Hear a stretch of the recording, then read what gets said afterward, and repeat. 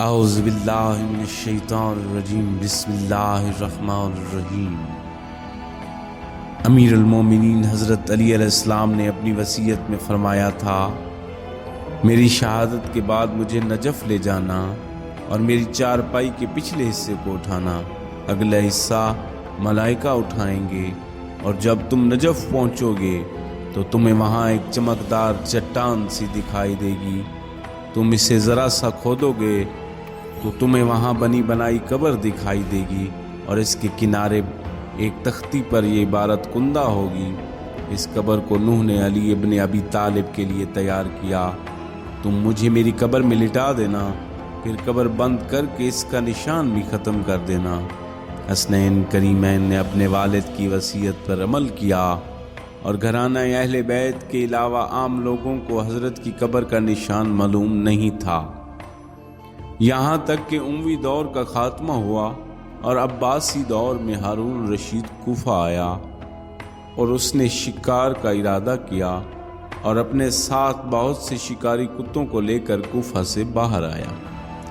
اتفاق سے کتوں کی نظر ہرنوں پر پڑی تو انہوں نے ہرنوں کا تعاقب کیا، اور ہرن بھی کتوں کے خوف سے تیز بھاگے، اور بھاگتے بھاگتے وہ ایک ٹیلے پر آ کر جڑے اور وہاں آ کر اطمینان سے بیٹھ گئے۔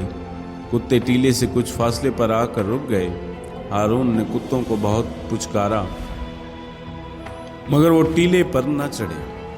آخر کار چند آدمی ٹیلے پر چڑھے تو ہرن نیچے اترے، جیسے ہی وہ نیچے اترے تو کتوں نے ان کے تعاقب شروع کر دیا۔ پھر ہرن اسی ٹیلے پر چڑھ گئے اور آرام سے وہاں بیٹھ گئے۔ کتے ٹیلے کے نیچے کھڑے ہو گئے اور ٹیلے پر نہ چڑھے۔ 3 بار ایسا ہوا، لیکن ہر بار کتے نیچے آ کر رک جاتے تھے۔ یہ دیکھ کر ہارون کو بہت تعجب ہوا۔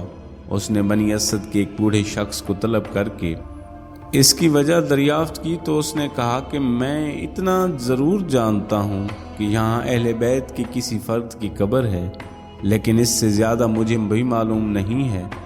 آخر کار اس نے امام جعفر صادق علیہ السلام سے رجوع کیا تو آپ نے فرمایا، یہاں میرے جد نامدار حضرت امیر المومنین علیہ السلام مدفون ہے۔ ہارون نے وہاں جا کر وضو کیا اور نماز پڑھی اور دعا مانگی۔